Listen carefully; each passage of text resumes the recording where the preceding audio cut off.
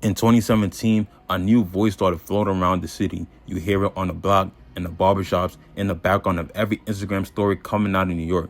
If you saw the thumbnail, you already know that I'm talking about Jay Critch. And from my perspective, he came out of nowhere. He was just posting songs on his SoundCloud because around 2017, SoundCloud was exploding with talent and music. Every week, there was a new song trending or doing numbers on a website or app. Now, speaking specifically for New York, A Boogie dropped a bigger artist. Young and May was on the come up, and I think she just dropped Ooh, and that was playing everywhere. And many more artists were on the rise as well. However, Jay Critch was different. He just kind of had his own lane and carved his own path into the industry. No crazy industry backing, no viral gimmick, no cold sound from the old heads at Hot 97. Just a Brooklyn kid with style, wit, and one of the smoothest flows out of the borough. By the time 2018 hit, Jay Critch had already put out some of the bangers that were getting a lot of spins in the city. He was fly, fast talking, and fearless. A hustler's energy wrapped in the SoundCloud era come up story. 2017 to 2018, that was his window. The era where Jay Critch had New York on lock. This is the story of how it happened and why it mattered. Before the shows, before the millions of streams, before Rich the Kid shouted him out, Jay Critch was just another Brooklyn kid trying to make a dollar stretch. Jay Critch, whose real name is actually Jason Cole Critchlow, was born on February 25th, 1998, and raised in Clinton Hill, Brooklyn. His mother was Trinidadian and his father was British Guyanese. Clinton Hill was a neighborhood that's both gentrified and grimy. One side has art galleries and coffee shops, the other side still got the same faces, same stories, and same struggles. Critch grew up somewhere in between, balancing street authenticity with a quiet ambition. When he was younger, he started creating raps after being inspired by his older brother's rap music. Back in 2015, SoundCloud was a new site to find new music and artists. Anybody who had a mic and Wi-Fi could make some music and put it on SoundCloud. But cutting through the static took more than luck. By 2016, Critch was sharing his songs to SoundCloud after starting to create music back then. Critch had something most didn't, a natural fly talk, that slick tongue confidence that came off effortlessly. Not aggressive, not desperate, just cool, calm, and collective. That's what really made him stand out. He wasn't trying to be hard. He was basically himself.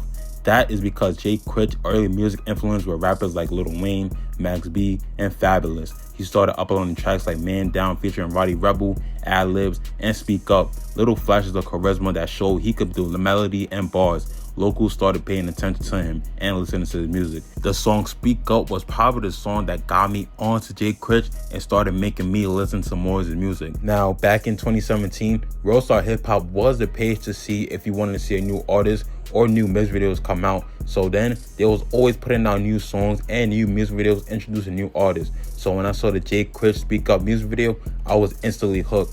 So after Jay Critch released these songs, that's when the dominoes started falling. Rich the Kid, already building his Rich Forever empire, came across Critch's songs online. He saw something in him that the industry didn't yet. The two linked up, and that one DM will change everything for Jay Critch's life. And in era where New York was fighting to find his new face after Bobby Shmurda's run got cut short due to him getting arrested, Jay Critch quietly became the next contender. 2017 arrived, and Jay Critch was about to turn his city upside down. The SoundCloud algorithm was a new A&R, and the streets were scrolling instead of hanging out on the block. Out of nowhere, one record cut through the noise.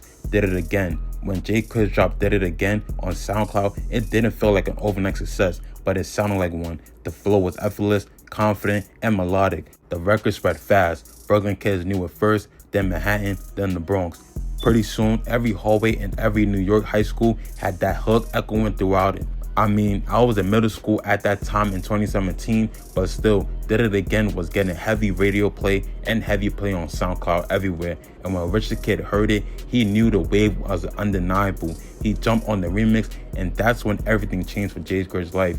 Now, before I go any further, I have to give some context as to how Rich the Kid and Jay Critch got in contact to make music together. Jay Critch got into connection with Rich the Kid through a mutual friend from Brooklyn. And this friend had known Rich the Kid for a few years, and his name was Grams. Grams sent some music from Jay Critch to Rich the Kid, and Rich was impressed and saw immediate potential in Jay Critch. Rich ended up getting in contact with Jay Critch and flown him out to Los Angeles the same day so the two of them could meet. The two got familiar with each other and then multiple collabs, and by November of 2016, Jay Critch would end up signing to Rich Forever Music. Now, one of the collaborations they did was for Jay Critch Did It Again. But what made Did It Again special wasn't just a feature, it was the energy. It was the return of that New York flash in a time when the city was quiet. No one sounded like Critch. He had the sound that was booming and was taking over at the time. The song crossed into every corner of the culture. YouTubers were using it for intros, people were using it for their sports montages or mixtapes. Worldstar posted it and the comments went crazy. Every new follower, every share, every repost, it was proof.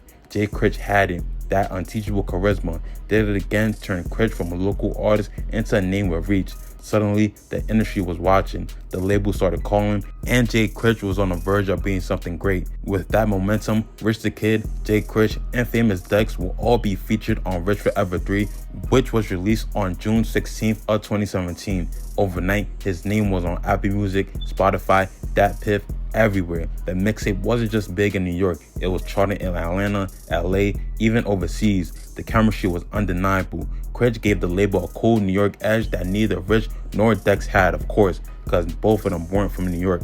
And in return, they gave him access, bigger beats, bigger videos, a bigger budget, and bigger visibility. Rich the Kid played mentor, business partner, and hype man all in one.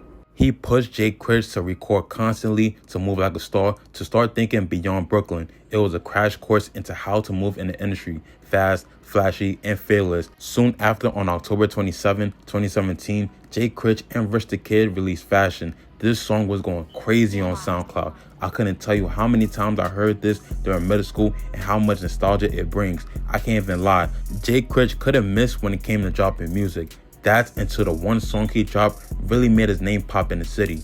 On December 20th, 2017, Jay Critch released 1,000 Ways. Yeah, this was a song that really was getting more plays than the rest of his other music and songs.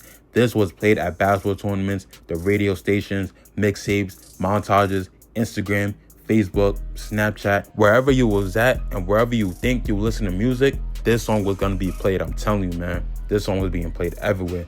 So by the end of 2017, Jay Critch wasn't just up next. He was the one people were betting on to bring the crown back to New York. But we already know who took over and really put the city on the map. Now, the city had multiple artists with different sounds, but Jay Critch had made a lane for himself. So now that he had the city's attention, the question was what he was going to do with it. By 2018, Jay Critch had already done what most New York rappers hadn't done in years. He made the city feel alive again. But now came the real test. The singles were hot and the hype was loud. But could Critch stand alone? He released Ego on August of 2018 and that would prepare people for what he had in store for them. He built the name off features, off the Rich Forever movement, but now he was ready to show the world his full vision. November 2nd, 2018, Jay Critch drops his first official solo mixtape, Hood Favorite. From that title alone, it said everything. Hood Favorite wasn't about fame, it was about recognition. It was Critch saying, I'm one of them, but I'm still that guy. Critch was curating a lifestyle, the foreign whips, the designer clothes, the effortless charisma. He wasn't trying to prove he made it. He was showing you what making it look like. Features like Fabulous, French Montana, and Offset gave the project big name appeal, but they also marked the passing of the torch. But her favorite had balance. Tracks like Dealerships and Dreams in a Wraith showed that even whilst he was still flexing, he would still remember the climb. The hunger never disappeared. The tape charted on the Billboard 200, a first for Critch, peaking at number 86. For the debut mixtape, that meant something. It wasn't just a win for him, it was a win for the whole city, especially in Brooklyn, his neighborhood, Clinton Hill. But beneath all the success, there was a subtle tension.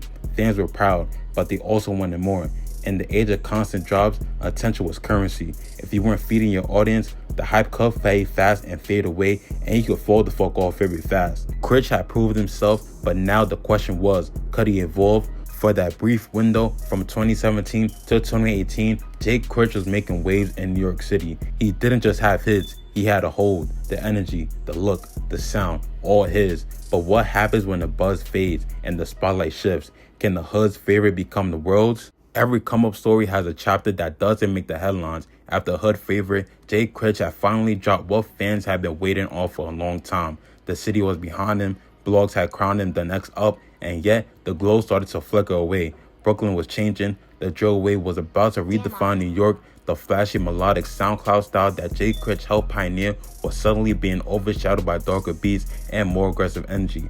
And while the new sound took over TikTok and the charts, Jay Critch decided to say himself, he didn't change up his style. But behind the scenes, Jay's situation with Rich Forever started getting complicated. Fans began noticing delays, fewer drops, less visibility. The same label that helped launch him and his career was now slowing him down. It wasn't drama, it was business. And that's what makes it sting. Still, though all the label tension, he kept releasing KD Freestyle, Talk, Mighty Thugs, songs that prove his pen and ear never fell off. His flow got sharper, his delivery matured. He wasn't chasing viral hits anymore. He was building a catalog. He started releasing more consistently again, not for the label, not for clout, but for the culture that raised him. He was back on the independent timing, back to dropping visuals on YouTube, connecting directly with fans like the early days. But by 2020 and up, the New York rap scene changed into more drill and took over completely, with acts like K-Flock, Pop Smoke, Beloved, and more. But Jay Critch's story after Hood Favorite isn't about falling off. It's about choosing authenticity over shortcuts. In a world where artists reinvent themselves every 6 months, he stayed true to himself. And maybe that's why his fans still ride with him, because Jay isn't chasing the game anymore. He's just living what he raps about. Every era in New York rap has a face, somebody who captures the city's energy before the world even realizes what's happening. In 2017 and 2018, that face was Jay Critch. He wasn't the loudest, he wasn't chasing viral moments or gimmicks, but his run was undeniable. Every car in Brooklyn had did it again in the aux. Every party from Harlem to Flatbush was spinning fashion in 1,000 ways. When the drill wave took over, it didn't erase what came before it. It built on it. His flow gave Brooklyn a new blueprint, one that stretched beyond borough lines. His 2017 to 2018 run wasn't just about a moment, it was a mood, a chapter in New York's rap history where the city found balance again between street grit and star quality, between the hustle and the high life.